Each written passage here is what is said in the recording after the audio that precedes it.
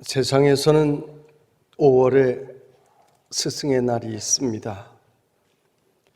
교회는 스승의 주일은 없지만은 오늘은 멘토에 대한 말씀을 전하려고 합니다. 사람은 모든 생물 가운데 가장 오랜 기간 동안 누군가의 도움을 받아야 살 수 있는 존재입니다. 바다에 사는 기러기 같은 새는 절벽 높은 곳에 알을 낳습니다. 알이 부화하여 둥지를 떠날 때가 되면 어미새의 신호에 따라 아기 기러기는 절벽에서 바다를 향하여 몸을 던집니다.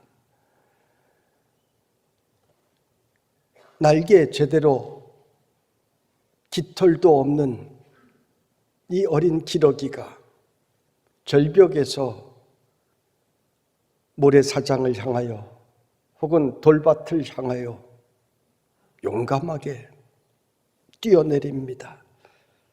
그리고 바다로 뛰어들어가 헤엄을 칩니다. 학교에서 배우지도 않았는데 어떻게 그런 것을 경험해 보지 못한 것을 잘 압니까? 하나님께서 그렇게 창조하셨기 때문입니다. 거친 들판에 사는 동물들도 태어나자마자 버둥거리며 일어나 걷기도 하고 즉시 뛰기 시작합니다. 걸음마를 가르쳐 주지도 않았는데 어떻게 그럴 수 있습니까? 하나님께서 그렇게 창조하셨기 때문입니다. 그런데 사람은 태어나서 할 수 있는 일이 거의 없습니다. 모든 동물은 눈이 아직 떠지지도 않았는데 어미의 젖을 찾아 그 젖을 빱니다. 그런데 사람은 그런 재주가 없습니다. 어머니가 젖을 물려주어야만 합니다. 1년, 2년 만에 자라는 것도 아닙니다. 5년, 6년 지나도 혼자서는 생존하기 어렵습니다. 사람은 이렇게 누군가의 도움을 받으며 살아야 하는 존재입니다. 그런데도 사람은 모든 동물 가운데 가장 뛰어납니다. 동물들이 갖지 못한 영혼을 가지고 있습니다. 하나님께서 그렇게 창조하셨기 때문입니다. 사람은 좋은 부모를 만나야 행복하고 건강하게 살 수 있습니다. 부모는 단순한 양육자가 아니라 멘토가 되어야 합니다. 학교에 들어가면 좋은 스승을 만나야 합니다. 그저 공부를 잘 가르치는 스승이 아니라 학생을 진정으로 사랑하는 멘토로서의 스승을 만나면 학생의 미래가 바뀌게 됩니다. 그러므로 우리는 내 자녀가 좋은 스승 만나기를 기도해야 됩니다. 내가 노력하고 내가 계획한다고 해서 마음대로 되는 일이 아니기 때문입니다. 여러분, 우리는 인생에 좋은 멘토를 만나는 것이 축복입니다. 우리가 인생을 살아가는데 첫 번째 멘토는 부모입니다. 자녀는 부모의 모습을 흉내내며 살아갑니다. 자녀의 신앙생활도 어떻게 보면 부모의 모습입니다. 그것을 보고 배우고 배운 대로 살아가는 것입니다. 많은 부모들이 자녀들을 가르치는 일에 배우지도 않고 연구하지도 않고 용감하게 가르칩니다. 자녀는 우리의 미래의 희망인데 그저 내 생각대로 가르치고 내가 수십 년 전 아버지, 어머니에게 배운 그 방식을 통해서 자녀들 가르칩니다. 그저 학교 보내고 학원 보내면 된다고 생각을 합니다. 여러분, 우리는 자라는 자녀들에게 부모가 멘토가 되어야 하는 것입니다. 이 세상에서 따뜻하게 사랑하며 살아가는 그 방법을 가장 잘 가르쳐 줄 수 있는 사람이 바로 부모입니다. 사람은 따뜻하게 살 줄 알아야 합니다. 인생의 길을 참고 목표를 위해 한 걸음씩 한 걸음씩 성실하게 살아나가는 것을 가장 잘 가르쳐 줄 수 있는 멘토가 바로 부모입니다. 신앙의 훈련도 그저 교회에 데리고 나와서 목사님에게 맡겨 놓으면 된다고 생각하는 것은 어리석은 생각입니다. 부모가 신앙의 멘토가 되어야 합니다. 어릴 적부터 가정 예배를 드리며 성경을 통해 대화하며 자란 자녀들은 가정이 살아나기 시작합니다. 나이가 든 다음에 예배 드리자고 하면 늦은 것입니다. 재미가 없습니다. 드리지 않습니다. 이미 영적 대화가 자녀와 끊어졌기 때문입니다. 이런 이야기를 하면서 나 자신도 부끄러울 수밖에 없습니다. 나는 자녀들에게 좋은 멘토가 되어주지 못했기 때문입니다. 여러분, 자녀가 부모를 존경하고 진심으로 사랑할 때 부모는 자녀들의 멘토가 될 수가 있습니다. 미국의 유명한 부흥 강사인 M.B. 윌리엄스라고 하는 목사님이 있습니다. 이분이 한 번은 부흥 집회를 하면서 가정에 대한 말씀을 전하려고 했습니다. 그래서 함께 동역하는 찬양 사역자인 찰스 틸만 목사님에게 가정에 대한 찬양곡을 만들어 달라고 했습니다. 그러자 찰스 틸만 목사님은 윌리엄스 목사님에게 그러면 목사님이 작사를 해주시지요 부탁을 했습니다. 그 이야기를 듣고 그 자리에 앉아 어머니를 생각하며 시를 써내려갔습니다. 그 시가 우리가 잘 아는 찬송, 나의 사랑하는 책 비록 헤어졌으나, 어머니의 무릎 위에 앉아서 재미있게 듣던 말, 그때 일을 지금도 내가 잊지 않고 기억합니다. 그때 일은 지나고 나의 눈에 환하오. 어머니의 말씀 기억하면서 나도 시시때때로 성경 말씀 읽으며 주의 뜻을 따라 살려 합니다. 귀하고 귀하다. 우리 어머니가 들려주시던 재미있게 듣던 말, 이 책 중에 있으니 이 성경 심히 사랑합니다. 찬송가 199장입니다. 윌리엄스 목사님에게는 그 어머니가 신앙의 좋은 멘토였던 것입니다. 성도 여러분, 여러분의 가정에서 부모는 자녀들에게 좋은 멘토들이 되시기를 주님의 이름으로 축원합니다. 두 번째 멘토는 스승입니다. 허준에게는 유이태라고 하는 멘토가 있었습니다. 유이태 선생은 제자인 허준에게 자기의 기술을 가르쳐 주었을 뿐만이 아니라 마지막에는 자신의 몸을 제자에게 주어 얼음 위에서 스승의 몸을 해부할 수 있는 기회를 주었습니다. 물론 영화에 나온 이야기인데 그것이 사실인지는 모르겠어요. 박지성 선수에게는 히딩크라고 하는 멘토가 있었습니다. 박지성은 원래 소심했습니다. 그런 박지성에게 너는 할 수 있다고, 너는 자질이 있다고 격려하고 유럽의 최고 리그로 박지성을 이끌었습니다. 그래서 박지성은 오늘날 세계적인 대선수가 되었습니다. 함석헌 선생님에게는 최흥종 목사님과 다석 유영모라고 하는 스승이 있었습니다. 이 스승들을 통해 나라와 민족을 사랑하는 법을 배웠습니다.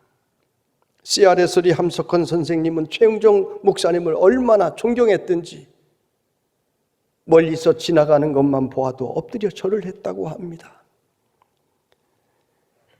헬렌 켈러에게는 설리반이라고 하는 멘토가 있었습니다.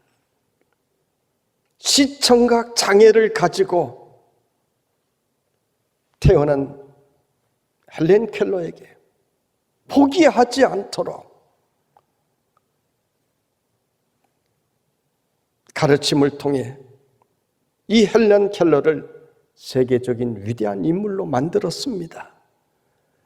성경에 엘리사는 엘리야라고 하는 능력의 멘토를 두었습니다. 여호수아는 민족을 사랑하는 능력의 모세라고 하는 멘토를 두었습니다. 좋은 멘토를 두었기에 이들은 스승이 했던 그 모습을 따라 이스라엘의 최고의 지도자들이 될 수가 있었습니다. 미술을 하는 사람도, 음악을 하는 사람도, 바둑을 두는 사람도, 미용실을 하는 사람도, 음식점을 하는 사람도, 고기를 잡는 어부도 다 좋은 멘토들이 필요합니다. 저는 신학을 하면서 신학함의 의미가 무엇인지를 고민하게 해준 좋은 신학자들, 멘토들이 있었습니다. 그분들을 만난 것이 행운입니다. 축복입니다. 목회를 하면서 하나님 앞에서 어떻게 목회해야 할 것인가를 깨닫게 해준 목회의 멘토들이 있었습니다. 좋은 멘토들을 만났습니다. 여러분, 우리는 인생에 좋은 멘토를 만나셔야 되는 것입니다. 그 멘토에 의하여 우리 인생의 미래가 반드시 바뀌기 때문입니다. 스승의 날이 되면 도림교회 부교역자 출신으로 이제 담임 목회지로 나간 목사님들이 찾아오고 연락을 해옵니다. 지금까지는 한 사람도 빠짐없이 그렇게 하는 것을 보며 감사하기는 한데, 내가 목회적으로는 스승이 맞지만은 그러나 이분들에게 내가 멘토가 되었는가 생각할 때 자신이 없습니다. 나도 저분 같은 마음으로, 저분 같은 모습으로 목회해야 되겠다라고 하는 마음을 가질 때 진정한 멘토가 될 수가 있기 때문입니다. 여러분, 인생에 좋은 멘토를 만나는 것은 굉장히 큰 축복입니다. 여러분은 인생의 스승으로서의 멘토를 잘 만나는 축복이 있기를 주님의 이름으로 축원합니다. 세 번째 멘토는 신앙의 멘토입니다. 요아스 왕은 7살에 유다 왕위에 올랐습니다. 그것은 그의 할머니 아달랴가 왕권을 장악하려고 자기 아들들을 다 죽였기 때문입니다. 7년 후에 대제사장 여호야다와 레위 지파와 백성들이 힘을 합쳐 아달랴를 몰아냅니다.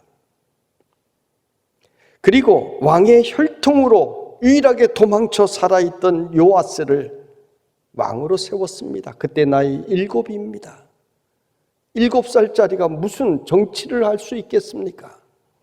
그러나 그의 옆에는 걸출한 멘토인 제사장 여호야다가 있었습니다. 요아스는 6년 동안 성전에서 숨어 지내며 여호야다의 가르침을 받았습니다. 그리고 왕이 된 후에도 성전을 보수하고 종교 개혁을 했습니다. 성경은 이스라엘 역사, 유다 역사에 이런 왕이 없었다라고 이야기합니다. 그런데 대제사장 여호야다가 병들어 죽게 됩니다. 나이 들어 죽게 됩니다. 그리고 나서 멘토를 잃은 요아스는 갈팡질팡합니다. 나쁜 무리의 이야기를 듣고 타락하기 시작합니다. 오늘 말씀처럼 자기 사욕을 따를 스승을 많이 두었습니다.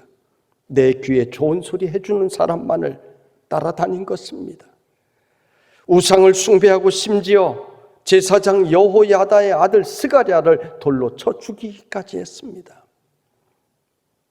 그리고 마침내 자신도 비참하게 제자들에게 죽는 최후를 맞이했습니다. 백성들은 이 요아스는 왕의 자격이 없다 하여 왕의 무덤에도 묻히지를 못했습니다. 왜 이렇게 되었습니까? 신앙의 멘토가 중요하다는 것입니다. 훌륭한 목사님 가르침 가운데 신앙생활 잘하던 사람이 목사님 떠난 후 혹은 돌아가신 이후에 교회에 가시가 되는 경우를 종종 보게 됩니다. 사실은 존경할 만한 신앙의 멘토를 잃어버렸기 때문입니다. 신앙의 잘못된 길을 갈 때 오늘 사도 바울이 디모데에게 명한 것처럼 경책하며 경계하며 권하여 나를 바르게 잡아줄 신앙의 멘토가 없기 때문입니다. 오늘 읽은 말씀 3절로 4절에 보면 때가 이르리니 사람이 바른 교훈을 받지 아니하며 귀가 가려워서 자기의 사욕을 따를 스승을 많이 두고 또 그 귀를 진리에서 돌이켜 허탄한 이야기를 따르리라 했습니다. 너무나 맞는 이야기 아닙니까? 여러분, 신앙생활에는 좋은 신앙의 멘토가 필요합니다. 오늘날 신앙인들 보면 잘못된 신앙의 멘토를 두고 있는 경우를 어떤 경우 보게 됩니다. 부정적인 신앙의 멘토를 따라다니게 되면 나도 부정적인 신앙으로 변하게 됩니다. 복음이 아닌 다른 것에 집착하는 사람을 따라다니며 신앙생활하면 어느 순간 나도 모르게 그 사람의 언어, 그 사람의 행동, 그 사람의 모습들을 따라가게 됩니다. 언젠가 목회자의 눈으로 볼 때 저 사람만은 본받지 않아야 하는데 그런 사람이 있습니다. 그런 사람을 훌륭한 지도자라고 신앙인이라고 따라가고 있는 것을 볼 때 너무나 안타깝기 그지 없습니다. 여러분, 좋은 신앙의 멘토를 만나는 것이 큰 축복입니다. 그런 반면에 좋은 신앙의 멘토를 따라다니며 함께 신앙생활을 하는 많은 분들을 보게 됩니다. 얼마 전에도 신방을 하면서 우리 교회에 오신 지 얼마 되지 않은 분에게 당신은 너무 좋은 신앙의 멘토를 만났다고, 귀한 분을 만났다고 이야기해 준 적도 있습니다. 신앙의 멘토를 잘 만나는 것이 너무나 큰 축복입니다. 오늘 성경에 나오는 디모데는 바울이라고 하는 최고의 신앙의 멘토를 만났습니다. 디모데는 바울을 따라다니며 모든 고난을 견뎠다고 성경은 기록합니다. 그리고 바울 자신도 디모데를 나를 가장 잘 살필 수 있는 사람이라고 이야기했습니다. 오늘 읽은 디모데 후서 4장은 바울은 멘토로서 디모데에게 마지막 가르침과 당부를 하고 있는 내용입니다. 나는 이제 세상 떠날 날이 다가왔다. 달려갈 길을 다 마쳤다. 그러나 나는 너에게 엄히 명하노니 너는 말씀을 전파하라. 때를 얻든지 못 얻든지 항상 힘쓰라. 성도들에게 범사의 오래 참음과 가르침으로 경책하며 경계하며 권하라. 말씀합니다. 그리고 디모데 후서를 마치는 마지막 장면에는 눈물겨운 내용들이 나옵니다. 너는 어서 속히 내게 오라고 합니다. 나는 이제 순교의 길로 나아가는데 이 세상 떠나가기 전에 너를 꼭 보고 싶다는 것입니다. 이제 바울은 세상을 떠나는데 천국에 가면 그토록 그리던 주님을 만나고 영광의 삶을 살아야 하는데 무슨 아쉬움이 있겠습니까? 그런데 이 세상을 떠나기 전 내가 그토록 사랑하고 가르쳐온 아들이라, 옥중에서 낳은 아들이라, 복음의 아들이라 칭했던 디모데, 너무 보고 싶다는 것입니다. 그러면서 데마는 나를 버리고 데살로니가로 갔고, 그레스게는 갈라디아로, 디도는 달마디아로 갔고, 누가만 나와 함께 있다. 구리 세공업자인 알렉산더는 나에게 해를 입혔다. 주께서 행한 대로 갚으실 것이다. 너도 그를 조심하라. 너는 겨울이 오기 전에 어서 오라. 이것이 디모데에게 마지막 쓴 편지의 내용입니다. 마지막까지도 복음 전하는 자의 삶을 엄하게 명하며 사람들에게 어떤 사람들 조심해야 될 것인지까지 세심하게 가르치고 있습니다. 떠나는 마지막 순간까지도 내가 멘토가 되어 주었던 디모데에 대한 이 사랑을 우리는 이 편지를 통해서 볼 수가 있습니다. 우리 교회에는 블레싱 사역이 있습니다. 블레싱 사역이 무엇입니까? 신앙생활을 처음 하는 분들에게 혹은 타지에서 이사 오신 분들에게 바울이 디모데에게 한 것처럼 사랑으로 가르치고 섬기라는 것입니다. 사역은, 블레싱 사역은 신앙에 숙달된 조교입니다. 조교가 하는 대로 따라하기만 하면 신앙에 성공할 수가 있습니다. 그러므로 블레싱 사역을 맡은 자들은 책임이 너무 큰 것입니다. 기도에 대해서 내가 본을 보여야 합니다. 헌금 생활에 대하여, 예배 생활에 대하여, 봉사에 대하여, 헌신에 대하여, 말에 대하여 내가 시범 조교가 되어야 하기 때문입니다. 우리 교회는 많은 신앙의 멘토들이 있습니다. 나의 신앙 생활을 보고 나를 따라오는 사람들을 바른 신앙으로, 순결한 신앙으로, 능력 있는 신앙으로 이끌어야 하는 것입니다. 그리고 멘토의 반대편에 있는 사람을 멘티라고 합니다. 멘토를 따르는 사람입니다. 위대한 사람을 따르는 많은 사람들이 있지만은 진정한 제자는 항상 소수였습니다. 엘리야에게는 수많은 제자들이 있었지만은 그 능력을 이어받은 이는 엘리사 한 사람뿐이었습니다. 모세가 출애굽할 때 수많은 사람들이 그의 뒤를 따랐지만은 모세의 뒤를 이은 후계자는 여호수아 한 사람뿐이었습니다.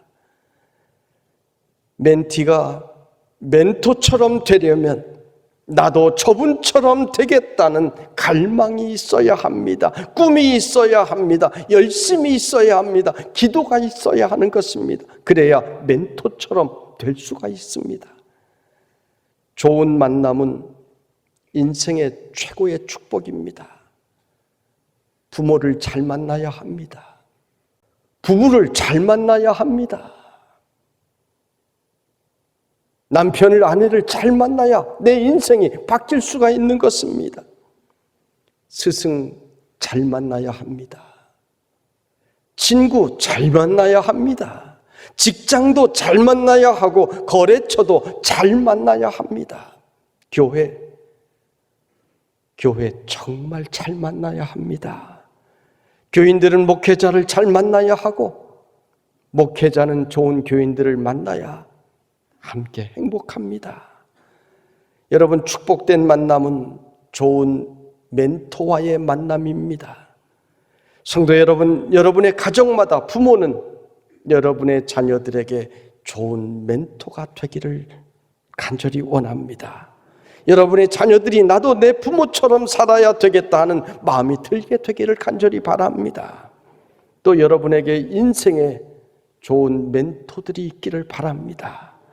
그리고 나도 저분의 인생을 본받고 싶다는 멘티들이 여러분 주변에 있게 되는 인생을 살기를 원합니다. 그리고 무엇보다 여러분이 좋은 신앙의 멘토가 되시고 또한 내가 본받을 좋은 신앙의 멘토를 갖는 복된 성도들이 되시기를 주님의 이름으로 축원합니다.